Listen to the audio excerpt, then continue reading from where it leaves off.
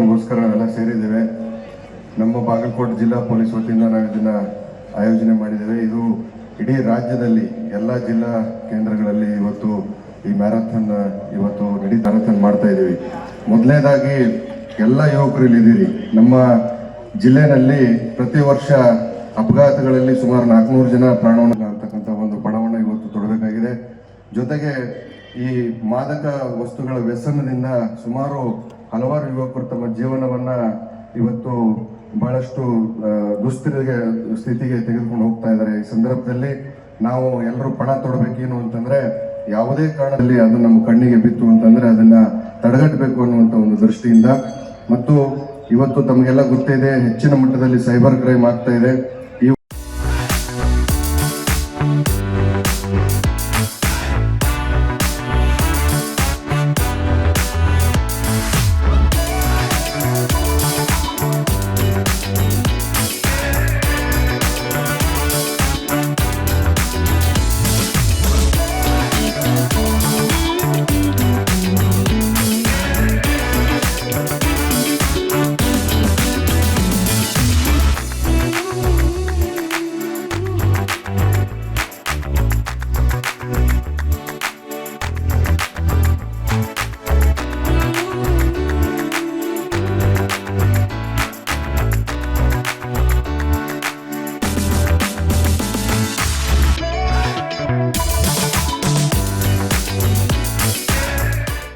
SP. ಕಚೇರಿ.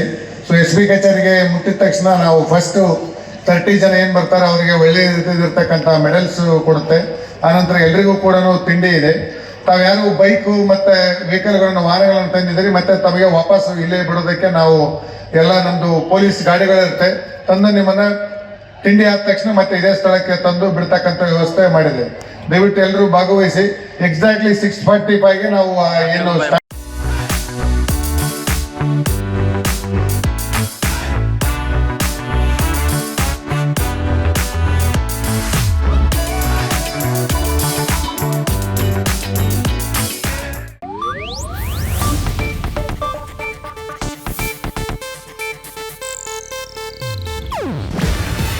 ಇದು Asianet news network ಪ್ರಸ್ತುತಿ.